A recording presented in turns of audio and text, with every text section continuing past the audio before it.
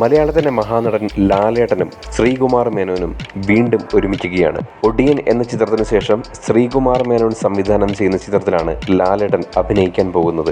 ഒടിയൻ എന്ന ചിത്രം അനൗൺസ് ചെയ്ത അന്നു മുതൽ പ്രേക്ഷകർ അക്ഷമരായി കാത്തിരിക്കുകയായിരുന്നു ആ ഒരു ചിത്രത്തിന്റെ റിലീസിങ്ങിനായി. എന്നാൽ ചിത്രം വേണ്ട രീതിയിൽ തിയേറ്ററിൽ സ്വീകരിക്കപ്പെട്ടിരുന്നില്ല.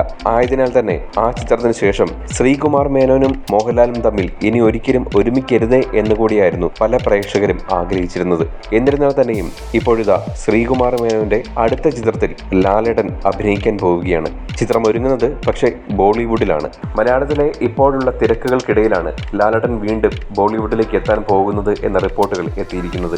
ഇതിനു മുൻപ് 3 സിനിമകളാണ് ലാലേട്ടൻ ബോളിവുഡിൽ ചെയ്തിരിക്കുന്നത്. 2002 തന്റെ ആദ്യ ബോളിവുഡ് ചിത്രമായ കമ്പനിയിൽ കൂടി ഗംഭീര എൻട്രി തന്നെയായിരുന്നു ലാലേട്ടൻ നടത്തിയിരുന്നത്.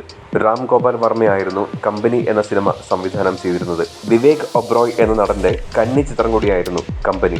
ആ ചിത്രത്തിൽ കൂടി ബോളിവുഡ് സിനിമാ രംഗത്തെ ഏറ്റവും വലിയ അവാർഡായ ഐഫ അവാർഡ് മോഹൻലാലിനെ തേടിയെത്തുകയും ചെയ്തിരുന്നു.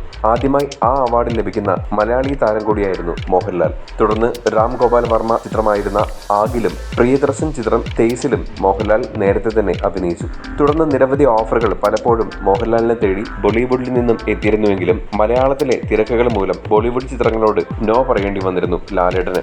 കോൾഷീറ്റിന്റെ ബുദ്ധിമുട്ടുകൾ കാരണം പലപ്പോഴും മോഹൻലാൽ തനിക്ക് വന്ന വലിയ അവസരങ്ങൾ പോലും നിഷേധിക്കുകയായിരുന്നു പതിവ്.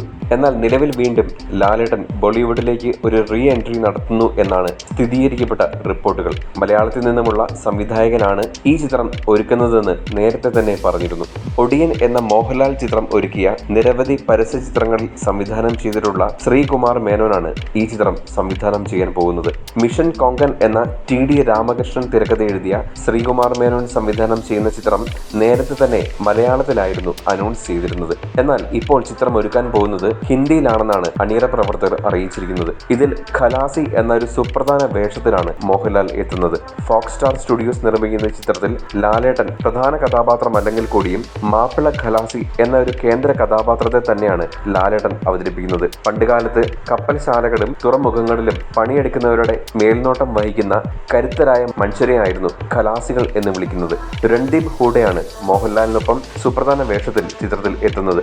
നിലവിൽ ലൂസിഫറിന് ശേഷം പൃഥ്വിരാജ് സുകുമാരൻ സംവിധാനം ചെയ്യുന്ന ബ്രോഡ് ആഡിയുടെ പോസ്റ്റ് പ്രൊഡക്ഷൻ വർക്കുകളുടെ തിരക്കുകളിലാണ് ലാലേട്ടൻ. അതിനുശേഷം ജീത്തു ജോസഫ് സംവിധാനം ചെയ്യുന്ന 12th മാന്റെ ഷെഡ്യൂളിൽ ലാലേട്ടൻ ജോയിൻ ചെയ്യും. ഒറ്റ ഷെഡ്യൂളിൽ പൂർത്തിയാക്കുന്ന 12th മാന് ശേഷം സെപ്റ്റംബർ 2ാം വാരം ലാലേട്ടൻ മാപ്പിള ഖലാസി എന്ന കഥാപാത്രത്തെ സ്വീകരിച്ചുകൊണ്ട് മിഷൻ കൊങ്കൺ എന്ന ചിത്രത്തിൽ ജോയിൻ ചെയ്യും എന്നാണ് ഇപ്പോൾ അണിയറ പ്രവർത്തകർ പുറത്തുവിട്ടിരിക്കുന്നത്.